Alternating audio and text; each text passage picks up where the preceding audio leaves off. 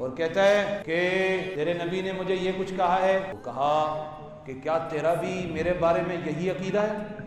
آج حضور نے کہہ دیا تو میں اس سے کیسے ہٹ سکتا ہوں. اس نے کہا اچھا تو مجھے بھی جھوٹا سمجھتا ہے اور مجھے کذاب کہتا ہے. اس نے کہا پیچھے تو دیکھ, اتنے بڑے لوگ کھڑے ہیں, تجھے ڈر نہیں لگ رہا؟ اس نے کہا میں تو گھر سے نکلتے ہوئے اپنے 12 بچوں کو گھر چھوڑ کے آیا تھا, میں نے تب پیچھے نہیں دیکھا, میں اب کیا پیچھے دیکھوں, میں تب نہیں دیکھ کے آیا. اس نے حکم دیا اس کو ختم کیا جائے. اللہ کی شان, اللہ کا امر. ایک بازو کٹا ہے, کہتا ہے کہ نہیں کہتا میں سچا ہوں. کہا بدبخت تو مسلمہ کذاب ہے, تو جھوٹا ہے, تجھے میرے آقا نے جھوٹا کہا ہے.